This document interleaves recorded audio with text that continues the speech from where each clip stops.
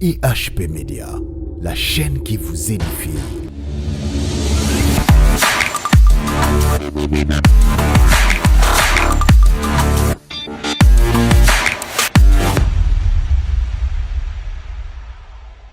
Okuniona?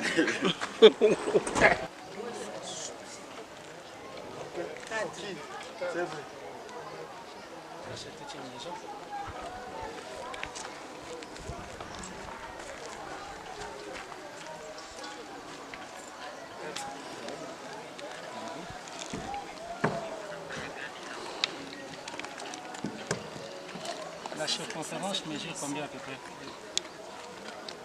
Vous voyez maintenant qu'il a raison, parce que la circonférence ici suffira là-bas.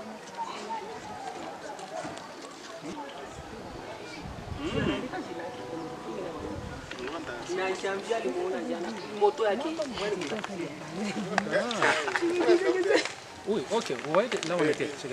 Ça sera comme un point de rencontre commun. Donc c'est ça un peu le point focal. Je pense que vous avez vu. Oui, bonjour papa. Bonjour, papa Nathan. Papa Sangoboni. Tozali nangoli ya Nzambe azobatela. Oui, wana tomoni bino liboso ya eloko ya munene makasi boye toyebi te eza nanu nini pe eza pona nini. Bon, eloko ya munene ezomonana ezali tank oyo tolobaki, c'est-à-dire équipe mais pas prophète Jonathan baki ke tokozonga na est mpona likambo ya mai yango wana tank yango oyo mpona kotia mai oyo tolobaki esunga bandeko oyo bazali na point oyo bazozanga mai bakoka kozwa mai ndenge nini kozwa mai ya komelela mpe kosalela yango ntina na eloko yango. Alors, moi motuna mosusu ezali, est-ce que par rapport ya point oyo boponi kotia tanki yango mboka boni to ba village boni oyo bakoki koprofite na tank oyo bino bozotia? Bon, na côté oyo, à peu près 5 ou 6 villages profiter na yango parce que na mboka nike zo utana kati ils ont dirait Carrefour. On dirait Carrefour ils ont sunga à ce que ba ya protoka mai à partir ya place autotiam vous avez moi central moko boye. Donc 4 à 6 villages. Donc ils peuvent profiter na yango. Ok, alors quelles sont les mesures préventives au besoin pour assurer maï au côté na kati awa? Bon, mesures préventives oyo tokokaki kozwa mpona donc assurer maï au côté na kati awa dit ekozala na représentant moko oyo akolandela makambo ya mai à partir ya awa biso tokozonga mais kozana représentant moko à partir ya awa ya banda kosunga akozala à tout le temps en contact na biso po abanda kolandela ndenge nini ya kotia mai mpe ndenge nini mai bato baza kosalela des fois mai koki kosila et puis akoki ko sala à tout le temps peut commettre biso en disons communiquer biso ndenge nini makambo ezokende koto yo pour permettre à ce que soki mai ezalité et mpe muke ko monana na biso nyonso na bandeko bazolanda biso donc bakoyeba ndenge nini ya ko raviter to raviter ya bango parce que totie mai kaka lelo totikite ça demande donc concours il y a tout le monde on a motema malamu pour ebanda to bana ko contribuer ndenge nini to ba kozala approvisionner na mai wana dans tango nyonso pour esunga bango. Merci beaucoup papa, soki mituni ezali tokoya na mbala sima. Merci beaucoup pour na mituna na yo kitoko mpe merci na balandi nyonso bazona na biso na IHP Média na Goma na mission oyo na prophète Jonathan comme leader de l'équipe. Merci beaucoup. Oui, bonjour prophète. Oui, shalom papa. Sangoboni papa. Nangolo na Nzambe. Kanisi ete tozali. Bon, awa tozana nuapi to banana nuana pour nous expliquer bana Nzambe. Merci Nkola Pambola, nalingaka mituna na mingi. Awa tozana Goma. toza na Goma, précisément tokomaki uta mokolo ya vendredi passé. La mémoire est un peu affaiblie, nde tokomaki awa, donc toza na Goma. Bon, na esika oyo tozali na site oyo yo bandeko balekaki na kosunga biso pour orienter biso enfin que ezala lokola carrefour. Il y a 4 ou 6 villages esika bandeko bakoki koya ko s'approvisionner na tina na mai, voilà. Bon, tomoni yo liboso ya ndako na bité na benga ngo ndako na benga ngo dali na benga nini eloko ya monene oyo tozomona oyo to ebité eza nini pona nini pe pona nini kaka awa. Merci Nkola Pambola. C'est vrai que na kolanda na motuna na ona moni que ozangi vraiment expression correcte ya kobenga eloko yo. Tantôt ça paraît à une maison, tantôt ça paraît à une dalle. Oui, ngapi na za maçonte, mais ce que je sais, ce qui n'a koki ko expliquer bana na nzambe eloko tozomona en construction ezali sous forme ya support moko oyo ko servir que tant qu'il y a mai oyo toleki na ko somba ezala poser au-dessus. Parce que tant qu'on a nakanisi bientôt ceux qui te koti na kati place déjà baleki na ko conserver yango juste à 0 mètre au simana biso to komona grandeur na yango. Alors malgré que ezali tant qu'il y a plastique à makasi po yango dezote kama courama awa, en tout cas ko vanda na yango na esika pe mai na kati esengeli kaka za na construction a boy. Donc likolo wana eza lokola dalle tombale omoni ke bazo tonga yango eza pour contenir tant qu'il y a 10 000 litres d'eau. Alors bientôt tango plombier akoya akoleka na vidéo tomoni awa il faut bacha porte pour être plombier akosala musala na ye na se à béton et koleka na ko bima na tank pour bacha ba robinet et de part et d'autre. Voilà un peu on a koki kolimbola par rapport à la construction oyo. Alors tomoni musala oyo ezosenga vraiment le maboko makasi na ndenge ya mosolo. Est-ce que na moke oba na nzambe basili kopesa ekoki kosunga vraiment ki mosala o kino na suka to moto ezana no mwa pasi moke par rapport ya ba réalité technique o bokuti sur terrain. Merci Nkola Pambola papa. Na sepel na zala beaucoup plus large na moto na wana. Ya solo elaka o toleka ki na kotenir na bana na nzambe kozonga na mboka o Goma pona kokokisa elaka na tina na mai esengela ki salema en principe na suka ya sanza ya octobre. Mais malheureusement kolanda na ba difficulté o toleka ki na ko rencontrer yango et permetta kite que na suka ya sanza octobre tozala na sika pona kokokisa en tout cas elaka wana. Alors de ce fait na lingi ete en tant que bana na nzambe nyonso toza kosala totambola na transparence na bosembo mpe nzambe akopambola biso soki na kozonga mwa nsima na kimi motuna na yo te mbala liboso ntango toyaka tolekaki na koexplike difficulté majeure bandeko baza nango awa ezali plus ya mai natalisaka le nombre de villages oyo eza na esika oyo mpe bakilométrage oyo esepare yango. Alors bazo connaître baka mingi ya viol ya bana na biso mike tozomona mosusu baza na 14 ans 13 ans 16 ans baza déjà mère non pas par leur volonté mais parce qu'elles ont été violées. Pourquoi likolo ya pasi akokende koluka mai ya plus de 7 km bakutenda bambiscade na nzela et voilà les résultats.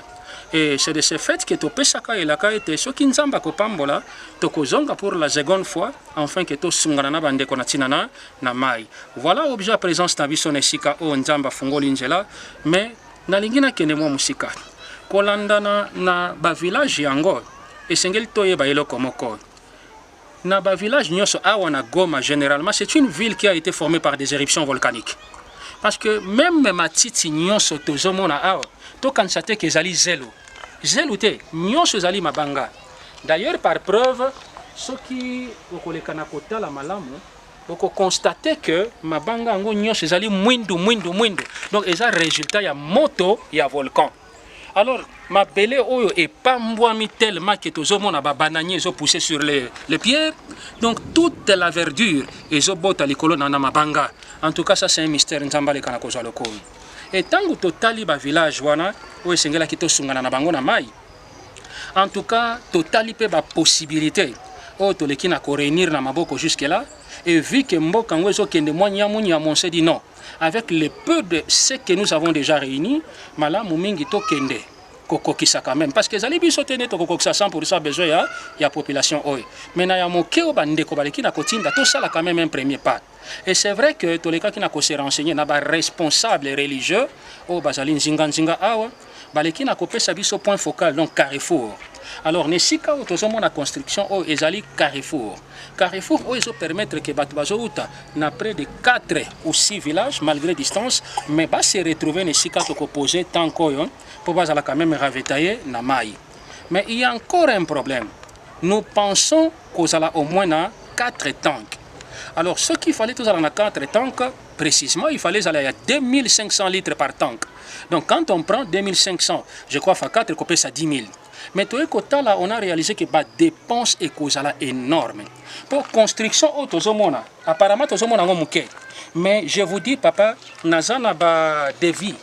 Oyo, maçon, avec une écoutez, biso déjà une affaire de 2400, si je ne me trompe pas, et $2. Alors, allez-y comprendre ce que j'ai là qui 4 sites. Il y a Kocha, battant qui a 2500 litres. On devrait construire bloc à boyer 4. Et ça allait nous coûter combien? En tout cas, il y a un autre là qui non. Comme point focal et mon ami, Nesika Oyo, mieux vaut tonga eloko moko oyo kozwa tanki ya munene, je le répète, tokomona ngo déjà na kati et les kanako sunga bandeko oyo bakouta dans les 4 coins environnantes baya koluka mai awa mena ko préciser eloko moko pona bandeko balekaki na kotuna ngai papa pourquoi pas ko sala les puits système ya ba puits non pas seulement les puits mais ba forage ya mai. En tout cas je vous dis to solo lina ba chef ya ba village c'est impossible.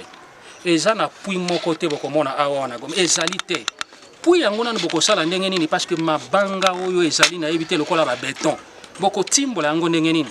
C'est pourquoi la seule solution pona kosunga bandeko koto na oyo etali mai ezali kaka koravitaye bango na ba citerne. Mais na koshitene eloko moko je parlais de l'honnêteté, de la transparence et kosala na biso bana na nzambe ya solo. C'est vrai que ba difficulté eza énorme. Pena lobi ke biso tende tokosilisa ba difficulté nyoso ya bandeko oyo. Mais seulement na pesi nzambe na no merci. Oyo alekaki na kosunga ete tango telekaki na kobwaka mbela oyo communiquer na bandeko ba se sentaki touché, balekaki na ko réagir nkola pambola bango bipai nyoso bazwami na mokili. C'est pourquoi tango ba ko monter tanki oyo yo tokomona bakocha mention moko likolo don de la diaspora congolaise. En tout cas, nzamba pambola ndeko moko na moko. Oyo alekaki na kotia loboko na ye na kati na poche pe na ko contribuer na œuvre oyo kasi na kopesa précision. En tout cas, nzamba pambola po bandeko balekaki na kotinda lisungi poto koksa œuvre oyo par le canal ya mama Gertrude ou soit par canal ya ngai moko ou soit par canal ya pasteur Rick Moss. En tout cas, bayebake e komelingai. Donc na répéter yango lisusu. Na zui contribution ya bana na nzambe rien que par le main ya pasteur Rick Moss ya mama Gertrude na ba batindaki et pas inangai moko ba difficulté zali nano mais tozo bunda malembe parce que zali kaka te ke to eto zui tank toche ma imbala moko to balusi Congo tokei non parce que ça c'est une population démunie et si kanini bango ba kozwa mai régulièrement po baleka na kokokisa musala oyo. Alors mission zali continue. Ndeko oyo amoni ke nzamba ko tushaka eto utara aleka na ko contribuer pour être n'infuse que une fois par semaine maele kaka na kokota na tanko nzamba le kana ko pambola parce que tant ki yango moko nano c'est $1,500. Allez-y comprendre na ba dépenses zo continuer plombier ba dépense na ye maçon ba dépense na ye donc ezali peut-être nzambe a pambola yo bongo soki lelo na ngolo ya nzambe esali ete makoki mususu emonani ya kosala eloko mususu ya boye pour ne pas que bateau baza mosika parmi les 6 villages au baza pembeni wana kosala bango loko mo pe na katikati est-ce que moyen ko monana na tambola kana ngai papa malgré ko zomona na zo tambola mo tengu me pona musala na nzambe kombo na yeso telem pe netolam soki bandeko bako sepela ete na ba bisika misusu tole kana kokoba tokokoba parce que malgré que to chango na Carrefour ndenge na lobby mais déjà quand même moins distance mais ils allaient point focal mais ce qui m'a coqué comme on en était to pousse na lisusu plus loin to kokoksango pona le komo na nzambe voilà. Alors esika oyo botie donc Carrefour oyo comme boyokani ndenge nini na bakolo na yango eza payant to eza ndenge nini. OK oyebi na kolobelo komoko omoni musala to za ko sala nzamba ebi nenga tushaka mitema bato parce que maloba na nzambe tango ebimaka ekorejaka biso etushaka biso et j'en passe. En tout cas bandeko oyo nesika oyo base sentaki touché se sentaki touché makasi na mosala monene oyo toza na yango nde balobi non papa to préféré topesa esika po ete boleka na kotonga en tout cas édifice wana enfin ke bapose tanke likolo mais ezali te esika na biso ezali esika na biso te mais ezali esika oyo bango bandimi kopesa mpo tokokisa œuvre oyo mais atako bandimi kopesa il faut quand même tozala reconnaissant envers bandeko wana que les réfléchis comprennent nzambe azwa lokomo. Alors mpona bato babanda koya kotoka mai awa comment mai yango ça serait moyennant quelque chose par rapport à ce que vous avez parlé avec la maman oyo bandimi kopesa biso esika na ye to ekozala gratos. Merci papa balobi na français boye l'eau c'est la vie. Omoni souci na ngai ezali ete parce que to uti ko utiliser expression moko les démunis yebisa ngai nano un démuni ofutisa ye mai oyo papa akozwa mbongo api aleka na kofuta parce que toujours le bango peut-être na bilili mais il y a des gens qui ne sont pas sur le terrain pour s'accaparer na ba réalité oyo. Alors souci na biso ezali ete ndenge ezotongama tozo chatank likolo na mai na kati en tout cas nous allons nous battre na fiche pour na 1, 2 ou voire 3 semaines afin que mai kozala na kati esunga bato gratuitement. C'est ça mon souci. Mais ce qui tout le monde était makoki kozala te et que bandeko peut-être bakoki kozala na fiche que chacun entend à 100 francs congolais de manière à ce que aye kotoka mai ajouter si na fiche que 100 francs congolais pour un bidon de 20 litres. Alors tant que bandeko bakozwa responsabilité ya ko gérer tant que c'est kozala te peut-être en réunissant makoki wana ekoki kosunga ete baleka na ko approvisionner ne li sous tank ona mai mais en tout cas notre souci ezala que te mai oyo bandeko oyo bako se sentir touché na molimo na nzambe et que ba contribuer baleka vraiment na ko contribuer et kozala malamu mingi que bandeko bazwa mai gratuitement au lieu ya kofuta kayango. Merci beaucoup papa soki mitune koya ya solo toko bakisa wana tokota na kati tomona tanki yango ya mai ya 10 000 litres. Voilà. Merci beaucoup, à suivre. Oui chers internautes, je pense que vous êtes en train de voir notre maman Maombi qui est là devant nous ainsi que son conseiller bangonde bapesi biso espace ya kotia tente. Alors toza liboso na bango moko awa na Goma comme je vous précise et Toromeko Tuna. Bonjour maman. Bonjour. Sango boni maman. Malam. Alors ozwaki sango yango ndenge nini se présenter nanu oza nani kombo na yo et puis oza nani par rapport ya esika oyo tozali. Par rapport à l'endroit, oui. Je réponds au nom de Feza, Bagouma, Baswa Jeanne. Je suis converti. J'aime le Seigneur et j'aime le prochain. Alors, par rapport à l'espace où nous sommes aujourd'hui, qui êtes-vous? Je suis la promotrice. C'est la visionnaire. Ok. J'étais très ravie et j'ai compris que le Seigneur est à notre écoute. Parce que c'est nos pleurs. Chaque fois nous demandons au Seigneur où est-ce que nous pouvons trouver une aide. Et maintenant que le Seigneur a envoyé sa main à travers le prophète Jonathan. En tout cas, alors, quelles sont les mesures préventives que vous avez prises pour la sécurité? Il y a tant que vous, en étant maman promotrice, il ne faut pas oublier que papa Jonathan ne va pas rester longtemps ici. Pour la sécurité, tout d'abord, ce tank ne m'appartient pas. Merci. Ça appartient à la communauté. Merci. Et je sais bien que la communauté est très ravie de voir la main de Dieu les visiter. Parce que vraiment, les besoins en ont. C'est une opportunité pour la vie. C'est une opportunité pour la vie, c'est ça le mot que moi je retiens. Alors, vous êtes là devant la caméra de EHP Media. Merci. Lancez ton appel en Swahili. Nashukuru Mungu sana kuona mtoto wetu amekumbuka ndugu zake wanaoteseka ndani ya Kongo, surtout Nord Kivu. Hapa kwetu kuna Nord Kivu tuko na maproblemi za mingi. Hatuwezi kuzihesabu. Lakini Mungu anazijua. Ile tunaishi kidogo tutasema. Huku kwetu tuna lazima ya maji. Tuko na lake kabambi pale. lakini watu kufikia ile mai ni shida.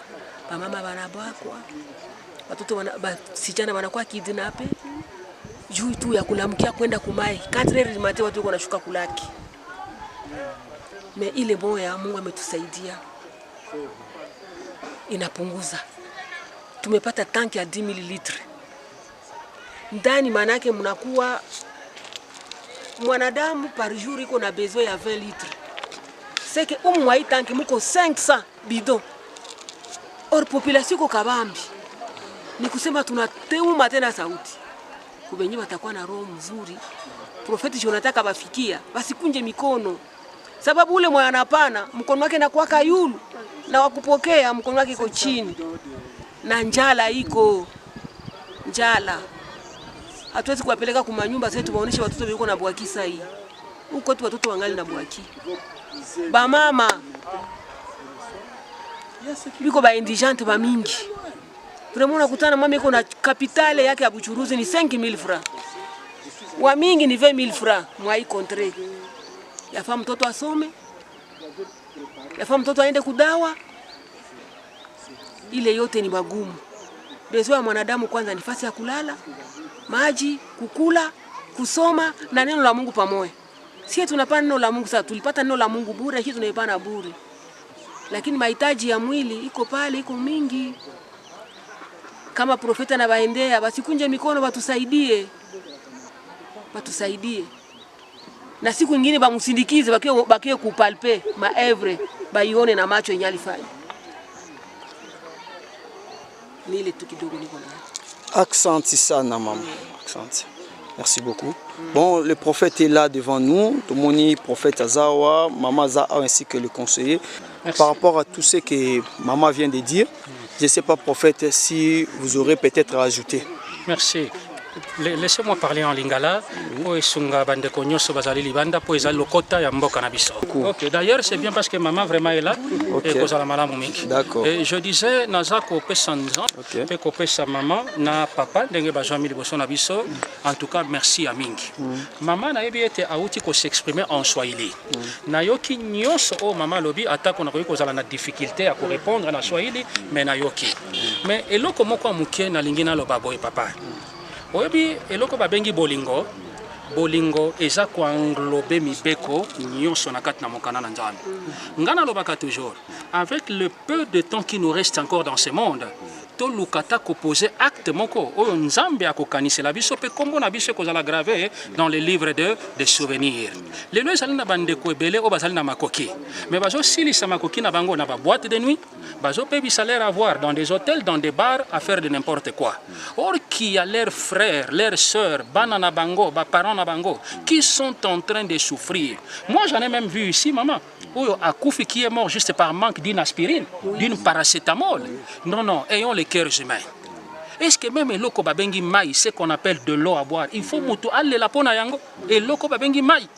En tout cas, ndeko nyonso oyo ako se sentir touché parce que maman a zo abattre est vraiment comme nene. La maman est en train de s'occuper de vulnérables. La maman est en train de s'occuper des orphelins. Azo sala musala mokomo ya munene awana estiamboka et elle a besoin d'être soutenue. Mais vraiment que Dieu vous bénisse. Vous tous qui comprenez la grandeur des lèvres que les serviteurs et servantes de Dieu sont en train d'abattre, vraiment que Dieu vous bénisse richement. Et nous ne cessons de le dire que nous implorons vos prières. Priez beaucoup pour nous. On ne réussira que grâce aux prières. Vraiment encore une fois de plus, maman, moi je manque les mots. Je vous dis sincèrement, je manque les mots. Mais j'ai toujours dit que l'Éternel Dieu est vivant. Et il se souviendra de vous, Amen, de toutes bonnes œuvres que vous êtes en train de faire envers le vôtre. Amen. Vraiment que Dieu nous bénisse tous richement. Le temps qui est là derrière nous, je pense que nous l'avons vu, mais maman vient d'énumérer 10 000 litres, probablement que pour 500 personnes. Et pour 500 personnes, si, ils doivent être plus. Donc, le tank ne peut pas être comme un drapeau. On vient simplement, on les pose, on croise les bras et on rentre. Non. D'où viendra l'eau dans ce temps? Parce que ces gens-là sont des vulnérables. Ce n'est que nous qui pouvons encore apporter assistance à aider, non fût-ce que chaque mois ou chaque semaine, que ce tank ne puisse pas manquer de l'eau, afin que Banana Nzambe ou Bazane Sikoyo, Bazala peut quand même soulager. Merci beaucoup, que Dieu nous bénisse richement. Merci beaucoup. Bon. papa conseiller, votre nom et si vous pouvez dire quelque chose par rapport à tous ceux qui viennent se dire, parce que je pense que nous sommes aussi l'Obami. Nayebi ke toza awa na SCM sous lingale koza moi pasi mais nayebi ke yo romeka quand même kolobelo moko oyo bato nyonso baza na capacité koyoka. Merci beaucoup. Je suis Baraka Kikandi. OK. Je suis parmi les conseillers de la maman. OK. Dans la marche avec Dieu, il n'y a pas les hasards tels que l'apôtre le disait. Merci. Et pour nous, c'est un signe de joie parce qu'on priait. On priait quand on voyait la situation qui s'aggravait, on voyait les orphelins que nous encadrons, on voyait la vie difficile de la population. Avec les efforts que nous mettons en place, on se disait, Seigneur, on va aboutir à quoi? Nous allons où? En fait, c'est une marche de la foi qu'on faisait. On ne savait pas, on va atteindre quoi.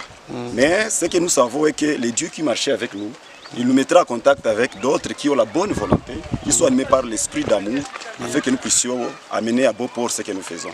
Et gloire au Seigneur, Dieu nous a mis en contact avec le prophète Jonathan. Il est là, il a vu.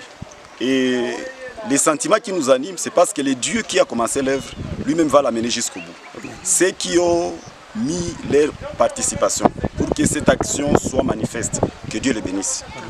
Pas seulement que Dieu le bénisse, mais qu'il continue à le bénir davantage, afin que l'action ne s'arrête pas aujourd'hui. Parce que nous vivons dans une région où les réalités que les télévisions présentent et les réalités que nous vivons, il y a vraiment une grande différence. Il y a une grande différence. Ma prière est que même ceux qui font ça, qu'ils viennent un jour voir ces orphelins, voir ces démunis. En tout cas, il faut comprendre que le verbe aimer, c'est un verbe du premier groupe. Merci et que Dieu le bénisse. Vraiment, une question de curiosité. Est-ce que vous vous êtes déjà connu avec le prophète Jonathan avant que cette action? Jamais. Jamais. Dans les divins, je ne sais pas le plan de Dieu, et c'est Dieu qui nous a mis en contact. Et nous bénissons le Seigneur pour ça. Est-ce que vous pouvez nous parler un peu, même en deux lignes, de votre organisme, ce que je peux appeler, je ne sais pas comment l'appeler, c'est un bel organisme ou quoi que vous êtes conseiller, que la maman est la promotrice? L'organisation en soi s'appelle Adebeko. Okay. Cette organisation travaille avec les églises et Adebeko, c'est l'action. Action de développement pour le bien-être communautaire. Pour le bien-être communautaire. C'est Action de développement pour le bien-être communautaire. très bien. Une organisation qui s'occupe des indigents, qui s'occupe, comment je vais dire ça? Donc, des œuvres, des orphelins, il y a plusieurs actions que nous faisons. Les démunis, il faut le dire dans un français adapté, les démunis. Les enfants abandonnés. Les enfants abandonnés. Qu'est-ce que nous faisons? Nous avons créé un centre d'encadrement. Nous les encadrons là-bas, les orphelins qui manquent ou passer la nuit, on les encadre là, on cherche comment faire même quelque chose de bruit, on les donne là-bas pour qu'ils ne puissent pas passer la nuit dans des rues. Parlons de l'orphelinat. Centre d'encadrement qui, la vision c'est l'orphelinat. Merci beaucoup. On manque comment les héberger parce que les lits, les gens qui font les on manque comment, mais ils viennent, ils prennent quelque chose, ils rentrent, on les intègre dans des familles d'accueil. Okay. Et on essaie un peu d'arranger avec ces genres de familles pour qu'ils puissent un peu les loger là-bas. Parce qu'on manque comment les mettre dans une seule parcelle, chercher des lits, chercher comment les soins, chercher, ça pèse si nous manquons comment les faire. Mais quand même on a créé aussi une école, là où on les encadre, au-delà de les donner un peu à manger, on les enseigne aussi. Avec un programme national congolais, nous avons consulté l'inspection de l'enseignement primaire. On a donné les programmes, on les amène aussi quelque chose et voir ce qui est possible. Donc, il y a plusieurs actions que nous faisons et à côté de ça, nous les enseignons la parole de Dieu. Il y a une aumônerie.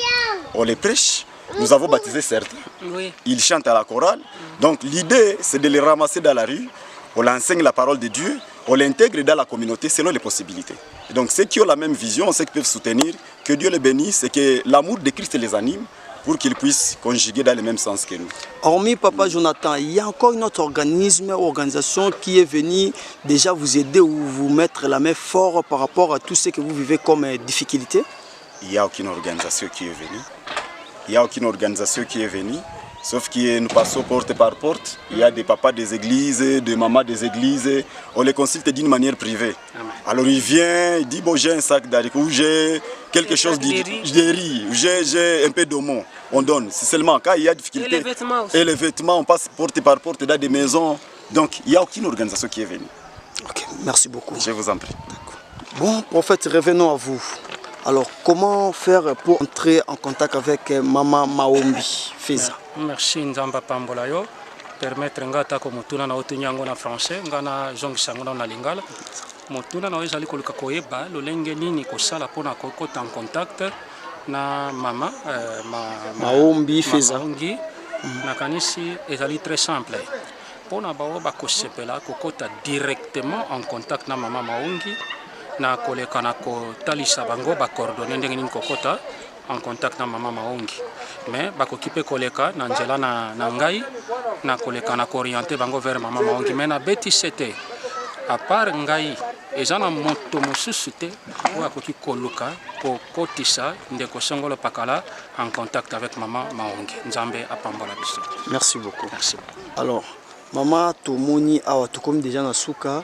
Alors moi liloba par rapport ya eloko monene oyo bokosala ndenge nini mpona kobanda kotia vraiment mai na kati mpona entretien na yango. Topamboli nzambe na pamboli na nzambe po ete projet oyo ekomi siko na accomplissement nango mais siko tozalaki buté na problème moko ya sikoyo ndenge yebo tokotia mai ya liboso par rapport ya population oyo eza po eza 4 ou 5 villages nde bangandoya ko s'approvisionner. Or awa eza na capacité kaka ya 500 bidons eza lokola na mutu moko ya aza besoin ya 20 litres donc eza lokola pour 500 personnes. Or toza na besoin batu population awa c'est plus de 500 personnes donc eza suffisante. Ce qui sikoyo auto ravitailler c'est pour un jour. Alors pour na atteindre moi mobimba eza mobile totunaki camion mutuka epesaki montant nango siko par rapport à ce qu'ils ont dit là biso tozali na makanisi que baya ko ravitailler une fois par semaine et ça encore par mois ezala 4 fois mais apparemment bakalcule tosali eza yango te donc eza lokwa tosungi population awa te yango wana en tout cas tosenga banyonso bakontribuaki soki bakoki kosunga biso so parce que tâche eza monene eza kaka mpona eza mpona bakongolais eza kaka bakinois te banini te mais baréalité makasi nde eza na ria en tout cas napamboli motu nyonso oyo akontribuaki na 1 franc na ye na 1 euro na 1 dollar mpona réalisation ya œuvre oyo nzambe azwala komi nzambe apamboli bino nyonso merci. IHP Media, la chaîne qui vous édifie.